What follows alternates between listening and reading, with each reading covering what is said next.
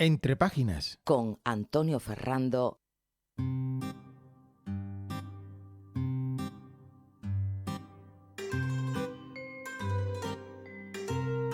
Hola, lectores y lectoras.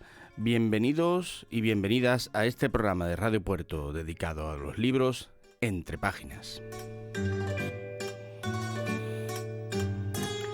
Este programa es para quienes disfrutamos leyendo, para quienes nos gusta viajar sin levantarnos del asiento, para quienes nos gusta aprender mientras nos lo pasamos bien. Este programa es para quienes nos gusta perdernos entre páginas.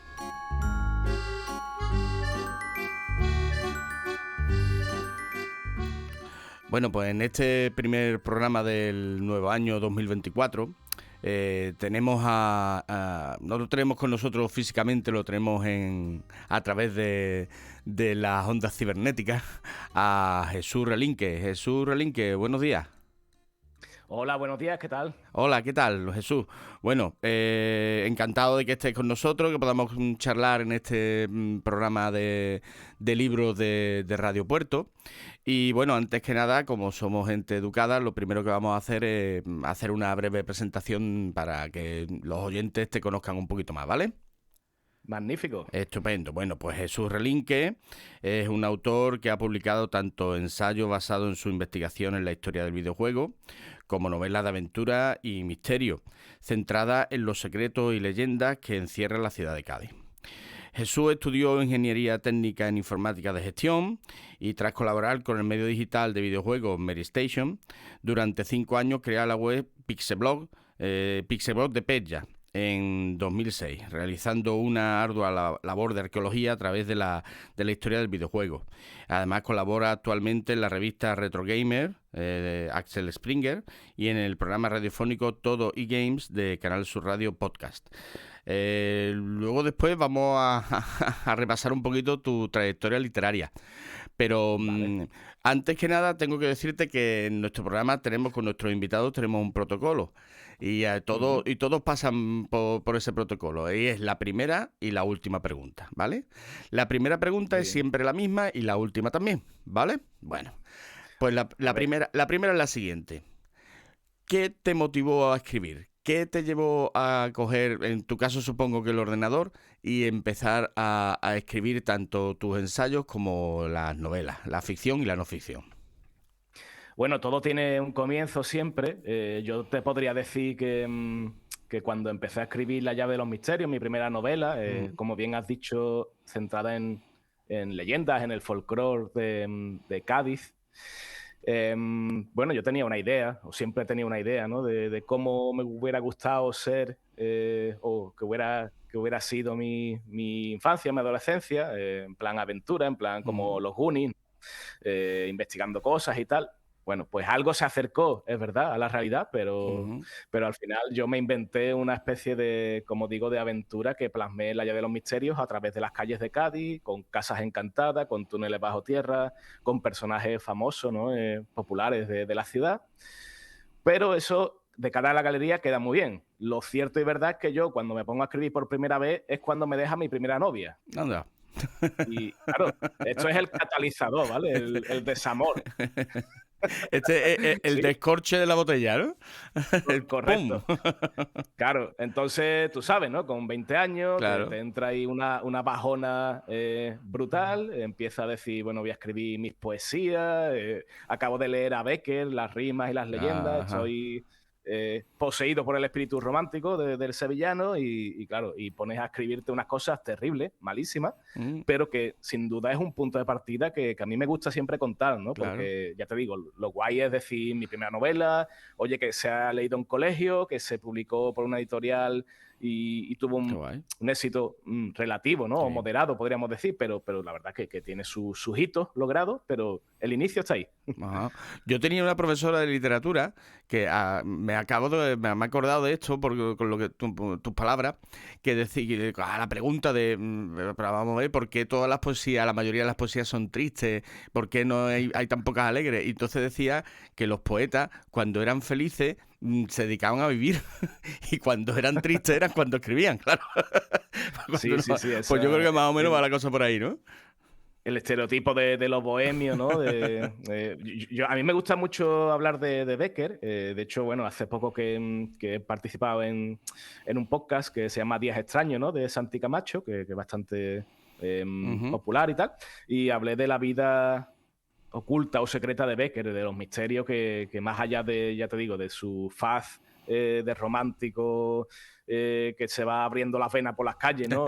Con las penas y todo eso, el tío, bueno, el sevillano tenía mucho que contar y bueno, pues está ahí, ¿no? Pero sí es verdad que la cara visible la imagen que tenemos muchas veces es, qué pena, que el desamor, que la muerte, los espíritus, tal, voy a escribir mis poesías, mis rimas y mis leyendas. Y hay mucho más que eso.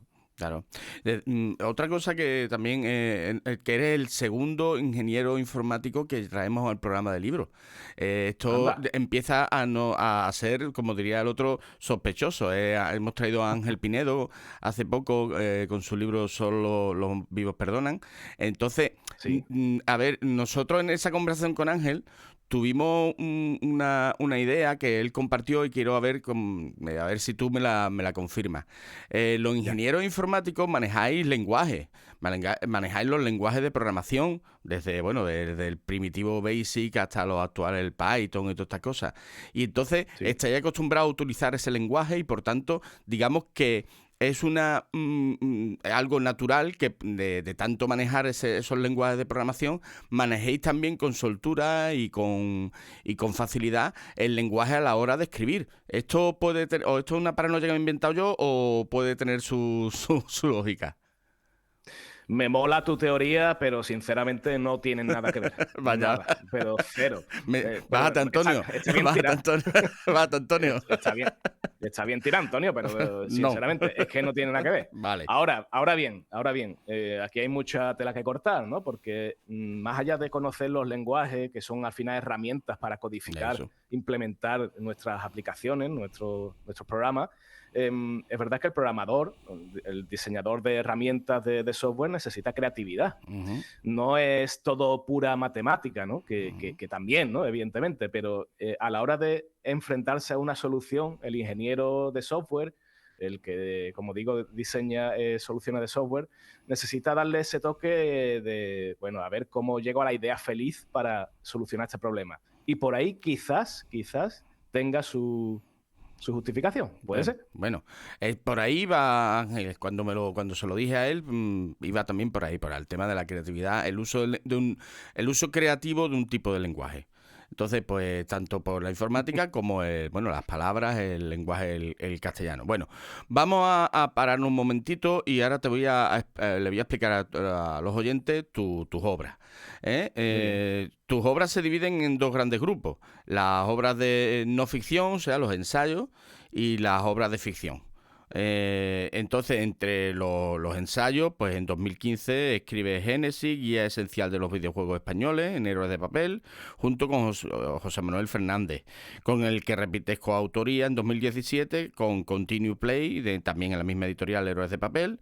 Ambas, las dos obras estudian el videojuego en España, y también es coautor de A programar se aprende jugando, en Paraninfo, un libro técnico orientado al público universitario en el que aborda la programación en C mediante videojuegos.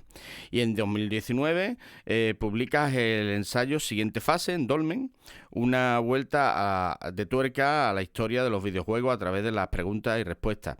Ese mismo año también eres coautor de la enciclopedia PlayStation, en Héroes de Papel, un ensayo que repasa el catálogo y las características de la mítica consola Sony. Y en 2022, finalmente, publica Expediente V, Misterios y Videojuegos, haciendo un compendio de leyendas urbanas, juegos malditos, easter eggs, casos de censura y controversia en la historia del ocio electrónico, editado en GamePress. El videojuego centra tu obra de no ficción, ¿no? Bueno, siempre he sido un entusiasta, ¿no? Del videojuego, no solo del videojuego, sino de lo que hay tras las bambalinas, ¿no? De los secretos de los programadores, de anécdotas, de curiosidades, de entrevistar, de ir a la fuente, ¿no? En caso de que sea posible y que me cuente cómo hizo este juego, o cómo se le ocurrió tal idea y tal. Y bueno, ahí he estado, ¿no? En esa trayectoria. Y fíjate que de alguna manera he estado refinando un poco hacia dónde tirar y llego a 2022 con ese último ensayo que has comentado, con Expediente V, a coger el tema del misterio, que también ha sido bastante troncal, ¿no? en la obra que he producido, y mezclarlo con el tema del videojuego, ¿no? Al final, cuando ya comentemos también las novelas, sí, todo está de alguna manera relacionado, o esa es mi intención, ¿no? ¿Por qué? Bueno, pues primero porque a mí, yo siempre digo lo mismo y es una frase hecha, perdón por la frase hecha, pero hay veces que nos vienen bien, ¿no? La frase hecha es, yo escribo lo que me gustaría leer. Claro. No existe ese libro, bueno, pues lo escribo yo, ¿vale? Entonces, pues a mí me hubiera gustado leer sobre un libro que escribiera, que contara todas esas leyendas, ¿no? Esos misterios, esas cosas extrañas que han pasado con los videojuegos. Pero es que esas cosas extrañas también están en la llave de los misterios. Y en la llave de los misterios también hay videojuegos y hay cosas de Cádiz, como tú sabes, ¿no? Entonces empiezo, como te digo, a unirlo todo en una especie de... A mí me gusta decir, esto es una tontería, pero vamos, el relinqueverso, ¿eh? Porque está todo conectado de alguna manera, pero bueno, es verdad, ¿no? El que le gusta un libro, a lo mejor un libro de ficción de los que he escrito, le gusta un ensayo porque tiene conexiones, y eso está bien tirado desde mi punto de vista a nivel de vender, ¿no? Que al final es lo que queremos también. Porque es muy llamativo el tema de los videojuegos. El videojuego siempre, tradicionalmente todo lo tradicional que puede ser un videojuego, que es algo relativamente moderno, pero siempre se ha considerado algo como menor, algo como más para frikis, incluso para gente joven sobre todo, y demás, pero que está tomando muchísimo prestigio e incluso se está convirtiendo en si el cine es el séptimo arte, el videojuego sería el octavo o el noveno. Está tomando un gran prestigio porque, bueno, pues el videojuego llegó como algo recreativo solo y exclusivamente, pero también es una canalización de la creatividad de los autores, y entonces está dando como, bueno, un campo artístico, incluso si creo que ahí no resbalo, ¿no? No, totalmente. Y ya no solo eso, ¿no? Sino que para aquel que no quiera verlo o le resulte todavía difícil de comprender, de asimilar que el videojuego ya no es cosa de niños, ¿no? Como se decía antes, es que le eche un vistazo a la producción económica o los presupuestos de los videojuegos AAA, ¿no? Los más potentes, y vea que sobrepasa con creces a lo que se ve en Hollywood, ¿no? Ya con eso, pues tienes que tener en cuenta que el videojuego ha cobrado una importancia esencial en la sociedad, es así, y por suerte es un medio de contar historias muy maduro a día de hoy, que tenemos miles de ejemplos, ¿no? Yo digo siempre el de Last of Us, ¿por qué? Porque es el que conoce todo el mundo. Todo el mundo ha visto la serie de HBO hace poco, el año pasado, pero es que la serie parte de un material de origen muy bueno, que ya contaba una historia de una forma interactiva, que es lo que tiene el videojuego, ¿no? Si el videojuego no es interactivo, no es nada, ¿no? Es lo más potente que tiene. Y que después se convierte en serie con mucho éxito, pero que, oye, que partimos de un lenguaje distinto, que es el videojuego, que ha triunfado, sin duda, ¿no? Y que encandila a millones de personas. Claro, es que digamos que es un medio audiovisual, pero con eso que le falta al cine y a la televisión, que es la dialéctica con el espectador. Es el diálogo, esa interactividad que lo hace tan atractivo, que porque eres tú el que a partir de una historia pues la continúa o la modifica, o bueno, la vas creando a tu forma, como tú consideras y demás, que no es ya solamente pasarse pantalla como en el Super Mario, sino que es que estás tú mismo creándote tu historia, tu película, como nunca mejor dicho. Entonces, pues es algo muy creativo, tanto del creador del videojuego como del jugador o jugadora. Cuidado que Super Mario ya tenía una dialéctica, también. Que ahora a lo mejor la vemos muy simple porque ha pasado mucho tiempo, pero ya nos está hablando de buenos y malos, de enemigos, de obstáculos que hay que ir superando para alcanzar tu objetivo, en fin. Muy peregrino en su día, pero que, oye, que ahí estuvo, ¿no? Y evidentemente, por eso me gusta a mí tanto pararme y echar la vista atrás a los retros, porque sin los retros, sin los primeros cimientos y rudimentos, no habría nada de lo que hay hoy día, claro. Claro, bueno. Esto por lo que se refiere a tu obra de no ficción, tu obra de ensayo. Ahora vamos a la obra de ficción, a tus novelas. En 2017, en Triskel Ediciones, publica la antología Interius de ciencia ficción, en la que participa con el relato Eclecto, así como en otros certámenes de relatos cortos como Entre Penumbra, Himeneo o Predestinados. Participa con el relato Presten Atención en la antología Microcuentos 451, homenaje a Ray Bradbury, que bueno, que todos conocemos y muchos dicen haber leído pero no lo han leído. Pero bueno, que todo el mundo conoce todo el mundo conoce a Ray Bradbury, pero leerlo, bueno, de la editorial claro, Quelonia. Otra historia. Sí, es otra historia. En diciembre de 2017, Cazador de Ratas publica tu relato Terror Nocturno como parte de la colección de libros de bolsillo Pulp Stories.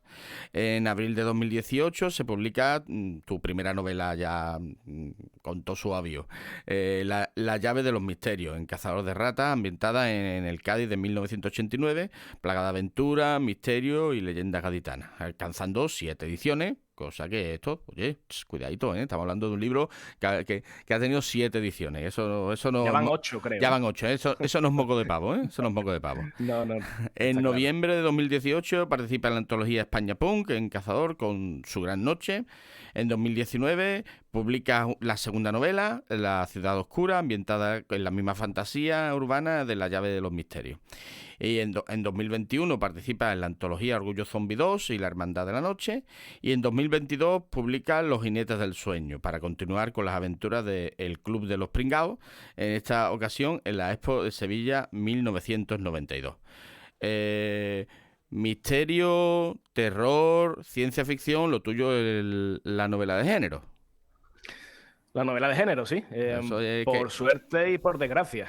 Con lo que todo aquello implica, que siempre la novela de género siempre se ha tenido como... Es curioso que uno va a algunas librerías y se encuentra narrativa. Y luego al lado, novela policíaca, novela de terror. ¿Qué pasa? ¿Que esto no es narrativa? ¿Esto es poesía o qué? Es muy curioso eso, ¿eh? El tema de las etiquetas muchas veces es sangrante, pero sí es verdad que, claro, es que aquí se nos escapan muchas cosas cuando, digamos, nos movemos en el mundo editorial y el tema de clasificar, de cómo vender, cómo enfocar una campaña de marketing para X libro, pues tendrá sus intríngulis, evidentemente, ¿no? Pero, en fin, sí, yo lo que decía, lo de por suerte, por desgracia, es que el género a día de hoy no es ni mucho menos lo que más se vende, lo que más se consume. Hablo de España, ¿vale? No me voy a meter en otros países. Sigue siendo, por desgracia, minoritario. Es verdad que los que les gusta el género son muy entusiastas, muy fieles, ¿no? Les gusta consumir terror, pues prácticamente se saben de pe a pa todos los autores españoles que hay del género. Pero claro, si lo comparas con las reinas del baile, que son la novela negra y la romántica, histórica también, ¿no? Pues no, es que la diferencia es abismal. Sí. Esto bueno, pero bueno, tú tienes ahí tu campo, pero la pregunta sale sola. ¿Por qué? ¿Por qué en la novela de género? Sí, porque aquí masoquistas no somos ninguno. Aquí en todo caso es porque tú también eres consumidor, supongo. Y como dice, escribes los libros que a ti te gustaría leer, ¿no? O sea, la cosa por ahí. Totalmente. Yo acabo de decir, ¿no? Negra, histórica, romántica. Histórica yo nunca podría escribir porque me aburriría por el camino. Y si yo me aburro, imagínate el que me vaya a leer, ¿no? Es tontería. Romántica. No descarto hacer un 50 sombras de la Caleta, esto lo digo muchas veces porque alguna idea tengo, pero de momento no. No lo digas mucho, a ver si te copian. Ya, esto suele pasar, pero bueno, ya lo he dicho, ¿qué vamos a hacer? Bueno. Y negra, pues oye, negra sí puede que algún día me atreva, porque al fin y al cabo muchas cosas de las que yo escribo son una mezcolanza, ¿no? Un gazpacho de cosas. Y algunas cosas, pues sí es verdad que están relacionadas con crímenes o con investigaciones y tal, como por ejemplo en La Ciudad Oscura, que es la segunda novela que escribí.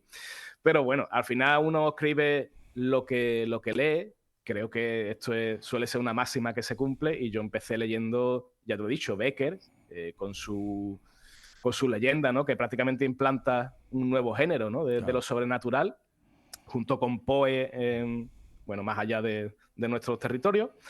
Me leí todos los Elige tu propia aventura, que esto seguramente ya te lo habrán dicho más de una vez, ¿no? Hay mucha gente que nos hemos criado con ese tipo de libros. Sí. de fantasía, de ciencia ficción, terror incluso, y bueno, y lo interactivo de esos libros que también entronca con el videojuego, eso está claro. Y nada, pues al final es eso, ¿no?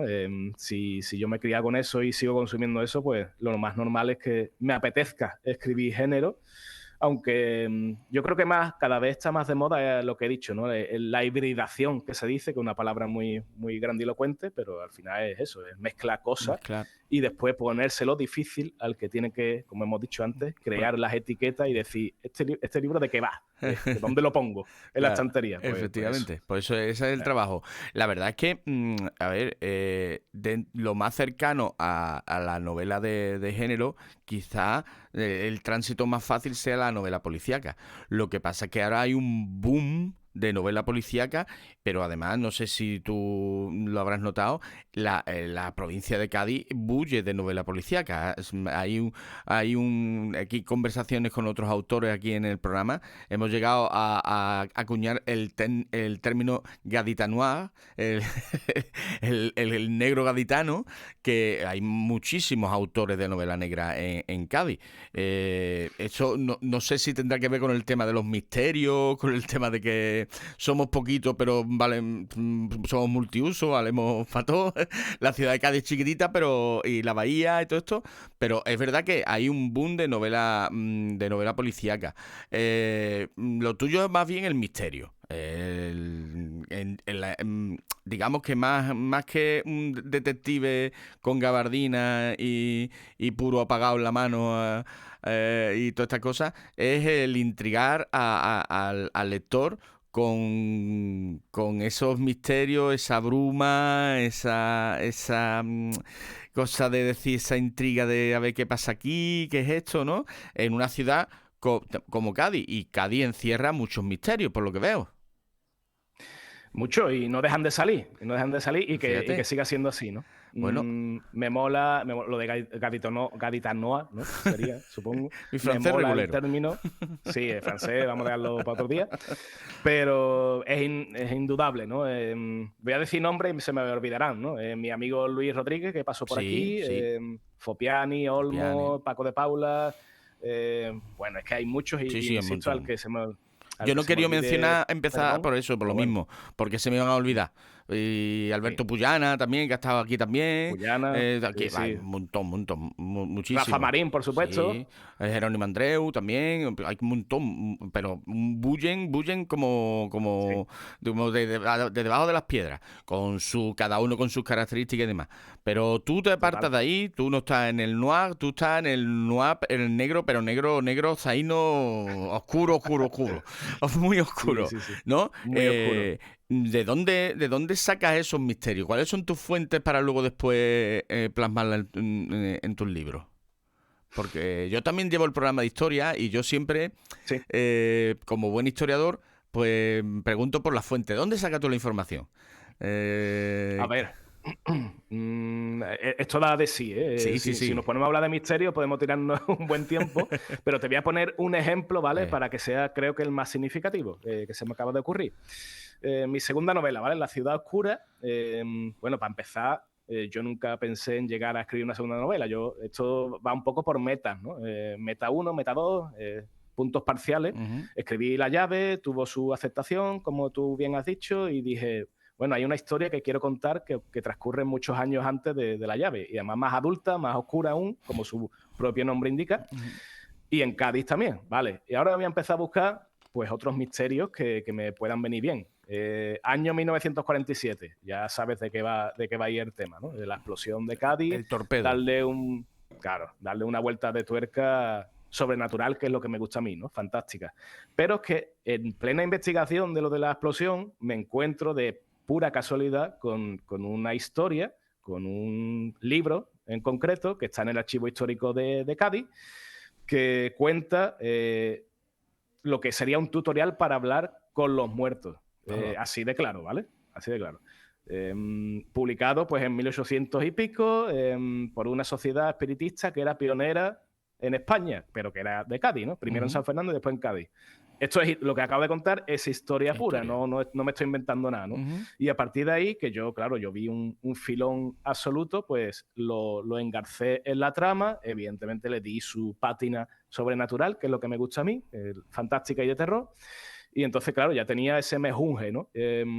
¿Dónde están las fuentes? Las fuentes están ahí, en internet, en libros, en bibliotecas, en archivos, o en cualquier sitio, por ejemplo, alguien que te pueda contar, Claro. oye, pues yo el día de la explosión, mi abuelo, mi bisabuelo me contó no sé qué. Y digo, hostia, pues esto lo puedo meter en la historia y ya te digo, y hacer lo mío y darle su girito, ¿no? Que es lo que me gusta a mí.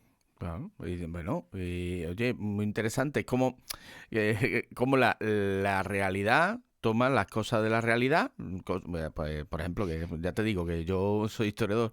Entonces, tomar la realidad, el historiador lo que hace es contarla, porque es Sí, historiador. Tú lo que haces es novelarla. Tú tomas sí, la base real y la ficcionas, pues, y pasas la mente calenturienta del, del escritor. En este caso debe serlo, porque debe serlo, y sí, en ese puchero caliente, pues se cocina y se cocinan los misterios. eso es. ¿Tú crees que es verdad que la novela de misterio, las novelas de terror, misterio y demás, tienen su propio público? Pero ¿qué habría que hacer para que ese público se ampliara? ¿Qué habría que hacer para que...? Porque es que la gente, hay mucha gente con la que yo hablo que lee, y lee romántico, y lee policíaco, y lee histórico. Le da cosita entrar en el género, en el terror y en la ciencia ficción. ¿Qué habría que hacer para atraerlo, para que quitarle ese miedo? Es que yo, por ejemplo, yo he leído ficción, en este caso ciencia ficción y demás, pero Mm, no es mi género, las cosas como son. Pero no lo ya. descarto. Pero es verdad que siempre hay como un poquito de prevención a la hora de enfrentarte a ese tipo de... yo no entiendo el porqué. Y al no entender el porqué, es difícil solucionarlo. Me encantaría darte la respuesta correcta, Antonio. De hecho, habría muchas editoriales aquí escuchando y diciendo notas, pero sinceramente no tengo ni idea. De hecho, no tiene sentido. Y te No, digo por qué. Hay un boom de lo fantástico audiovisual, ¿vale? De los últimos años. Voy sí, a decir Stranger Things, que es sí. lo que todo el mundo puede pensar porque es lo más popular, pero hay películas y series que han aprovechado ese tirón a tope, que todo el mundo ve, que todo el mundo Ujú, habla, las comenta, pero si lo trasladamos todo esto a los libros, ay, es que mm, ya no es lo mismo. ¿Y por qué? No sé. No sé, a ver, esto vamos a decir algo que es peregrino. El libro está claro que exige un nivel mayor de participación por parte del que lo consume que la serie o la televisión. Está claro, son lenguajes distintos, estás leyendo, tienes que tirar de interpretación, de imaginación. A ver, lo que se dice sí, sí, siempre. sí. Yo no sé si esa es la razón o no, pero lo cierto es que la comparativa es en muchos casos sangrante. ¿Cómo puede ser que Stranger Things, insisto una vez más, sea una serie que ha visto millones de personas y que novelas que son equivalentes, tal cual, en esa temática, en ese tono, en ese color, pues no lleguen al gran público como nosotros querríamos? Claro. Ni idea, no lo sé, Bueno, no lo sé. quizá es que a ver, yo me aventuro. Quizá quien está entrenado en la lectura tiene un prejuicio hacia ese género, hacia el género. Y hay que eliminar ese prejuicio. La gente va a ver Stranger Things o va a ver The Crown, que son dos cosas completamente distintas, porque se sienta allí, mira en su plataforma y dice, a ver, voy a poner esto. O me han dicho Claro. que, ¿no? Me han dicho que hay que ver esto y como se dice ahora, los must, los que debes ver, ¿no? Pero en Sí, cambio, sí. la gente que coge un libraco de Ken Follett, que es un señor libro de esto que hay que dedicarle tiempo, no coge a Ray Bradbury, por ejemplo. Y estoy Ya. hablando de palabras mayores, ¿vale? No coge a Ray Bradbury. ¿Por qué? No lo Palabras entiendo. mayores, ¿eh? Sí, sí, sí. Tal cual. Pues no lo entiendo. Cuando yo lo he leído, yo lo he leído Fahrenheit y me ha gustado muchísimo. Que no estoy. Que claro, quien no se acerca a Ray Bradbury, con perdón, no se acerca a Jesús Relinque. Claro, pero el que lee a Ray Bradbury sí se puede acercar a Jesús Relinque, porque le gusta, porque digamos que las Sí, llaves siempre son los clásicos, ¿no? Siempre es todo así. total, Claro, totalmente. Pues, bueno, y de hecho hay más, ¿no?, que podríamos ahondar en este tema. Por ejemplo, creo que por lo que sea también, y no sé darte una respuesta, a lo mejor es más sencillo acercarse a la fantasía épica extranjera, y voy a hablar de George Martin, voy a por hablar de ejemplo. Juego de Tronos, voy a hablar de Sanderson o de Abercrombie, que son también los puntales, ¿no?, de la fantasía oscura y tal, Ujú. hoy día, que no se vende, insisto una vez más, al nivel No, de lo que no, hemos no. hablado antes, pero se vende. Sin embargo, la fantasía épica hecha aquí en nuestro país, o el terror hecho aquí en nuestro país, o la ciencia ficción ya como último escalafón, que ya eso es lo que menos se vende del todo, hecha aquí en nuestro país, pues por desgracia están ahí, ¿no?, en plan minoritario, y es una pena porque hay mucho talento, otra frase hecha, pero es así, hay mucho Sí, sí, talento sí. en Cádiz, en España, aquí tenemos mucha gente que escribe muy bien, Ujú. pero se queda en el camino. Bueno, pues esperemos a ver si vamos con... Aquí estamos poniendo nuestro granito de arena para romper ese prejuicio, y hay que leer de todo, y por supuesto hay que leer género, ¿eh? Hay que leer género, hay que leer y sobre todo, bueno, pues ya que lo tenemos aquí, hay que leer a Jesús Relinque, ¿eh? Hombre, por Por favor. favor, por favor, que aquí en este programa nada más que traemos calidad. Y por tanto, por eso Jesús Sí, está sí. aquí. Bueno, antes que se me olvide, si quieren profundizar en Jesús, en la obra de Jesús y en su trayectoria y demás, Jesús tiene una página web que es jesusrelinque.com, donde que una página muy bien hecha, como cabe esperar de un ingeniero informático, estaría feo, donde pueden profundizar en la obra. Y bueno, ya nos van quedando pocos minutos. Y como hemos dicho antes, el protocolo siempre es el mismo. La primera pregunta ya te la hemos hecho, y la última también es la misma para todos los autores y las autoras que vienen. Y es simple y llanamente que nos recomiendes alguna lectura. Aquí esto no es un programa de literatura, esto es un programa de lectores y lectoras. Aquí nos reunimos a gente que nos gusta ese vicio que es leer. Y entonces, pues claro, nos recomendamos libros unos a otros. Y entonces, aparte de recomendar tus libros, pues te pedimos que nos recomiendes algún libro que a ti te haya impactado, que te haya gustado mucho, puede ser de los que leíste al principio de tu trayectoria como lector, uno que has descubierto hace poco, el que te venga a la memoria. Uno o Qué dos o complicado, tres, ¿eh? ¿eh? Sí, sí, sí, es complicado. Venga. Así mejor. Si hay tres, salgo un poco más del paso, ¿vale? Vale. El primero que voy a recomendar es un clásico que habrá dicho todo el mundo, pero yo tengo que volver a decirlo porque La historia interminable fue el Ajá. clic que me hizo en el cerebro para decir, yo quiero escribir algo así algún día. Esa dualidad, ¿no?, de mundos, de fantástico y de terrenal, que de hecho está muy, muy homenajeado en La llave de los misterios, el que lo haya leído lo sabrá, Ujú. y que bueno, que a día de hoy sigue siendo tan fresco o más como cuando Michael Ende lo publicó, ¿no? Para los otros dos me voy a ir a lo nuestro, a lo gaditano. Por un lado el Dárico Gris de Eva Muedo, jerezana, Ajá. con Pimía. Fantasía épica que no tiene nada que envidiarle a los nombres que hemos dicho antes, ¿vale? Ahí vamos, Y que lo ha publicado... queremos ¿Lo traerla queréis? aquí al Claro. programa. La tenemos que traer. Será un acierto. Sí, sí, Será un acierto seguro, la Antonio. tenemos que traer. Entonces hay que dar la recomendación. Aviso de que es el Dárico Gris es el primer ejemplar de una saga, así Ujú. que, bueno, si os gusta, pues tendréis ahí unas pocas de páginas, ¿no?, para seguir la historia. Y el tercero que quiero recomendar sería Jesús Cañada. Jesús Cañada, bueno, pues un tío con muchísimo talento y que, bueno, que se lo gana, ¿no?, en el terreno de juego, vamos a decirlo así. Ujú. Se lleva horas y horas hasta pulir su estilo de escritura, que me parece único, y al final es muchas veces lo importante, ¿no?, diferenciarte del resto.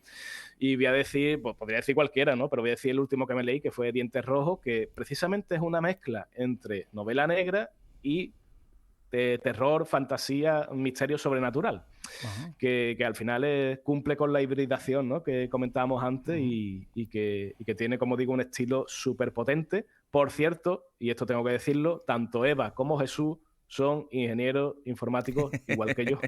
Al final va a De Cádiz tener, también. al final va a tener algo la teoría que yo he formulado ahí tirándome a la piscina, ¿eh? Cuidado que Hombre. las casualidades no existen, ¿eh? Cuidado, Ya, las cuidado. señales son. Las señales son muy descaradas. claras. Jesús, Sí, las sí, señales sí. son muy claras. Bueno, pues Total. para recapitular, Jesús Cañada, que por cierto yo a Jesús Cañada no lo conocía, yo me la apunto y demás, me has dicho Diente Rojo, ¿no? Diente Dientes Rojo. rojos, sí. Diente Rojo, Mm. de Eva Moedo, ¿El Dárico Gris? eso, Darko Gris, que se me había ido. Como Mm. digo, bueno, pues a Jesús y a Eva, pues las traeremos. Prometo por lo menos Claro que sí. intentarlo. Claro que Y sí. a Michael Ende no lo podemos traer, pero Michael Ende Va a ser más difícil. va a ser un poquito más. Vamos a tener que buscar el tutorial del que has hablado tú. Te lo iba a decir. Te lo iba a decir. Vamos a tener que buscarlo para poder hablar con Sí. él. Pero bueno, la historia interminable, quien no ha leído, sobre todo en su juventud, la historia interminable, no sabe lo que se pierde. No sabe lo que se pierde, porque además la película no le hace justicia a la novela. Es que no le hace justicia. Como suele pasar, ¿no? No le Como hace suele justicia. pasar. Igual que hay grandes películas de malos libros, aquí de buenos libros, la película regulera, ¿vale? Bueno, pues ya nos quedamos con esas recomendaciones de Jesús Relinque y pues, con la recomendación mía de que visiten su página, jesurrelinque.com, para que profundicen en la obra, tanto de ficción como de no ficción, de aquí de Jesús, que estoy seguro que les va a interesar. Bueno, pues muchísimas gracias, Jesús, por visitarnos y... bueno, espérate. Hay una pregunta que se me escapaba. ¿Hay algo en el horno? ¿Hay algo preparándose? Sí que lo hay. Y se lleva a cabo en Cádiz y tiene misterio, tiene terror, pero no voy a contar más porque estoy deseando poder decir detalles y yo creo que a la gente le va a flipar, porque es un género, como digo, de terror, un subgénero de terror que muchas veces se ha escrito sobre él, pero yo diría que en Cádiz y en Carnaval no se ha hecho nunca. Ya digo más de lo que podría decir. Pues con saber que hay algo metido en el horno, que hay algo cocinándose, nos quedamos satisfechos. Muchísimas gracias, Jesús. Y cuando lo que está en el horno salga y ya se pueda consumir, pues si te quieres venir otro día y nos lo presenta, ¿vale? Un placer, Antonio. La verdad que ha pasado volando en el tiempo, eso es buena señal y siempre hablando de libros, pues uno se encuentra a gusto. Volveremos por aquí seguro que sí. Aquí tienes tu casa. Muchísimas gracias, Jesús. Un abrazo. Un abrazo. Bueno, pues hemos tenido esta charla tan entretenida con Jesús Relinque, el que recomendamos sus libros y sobre todo eso, que visiten su página web jesurrelinque.com y bueno, pues profundicen en su obra. Y con esto pues nos despedimos.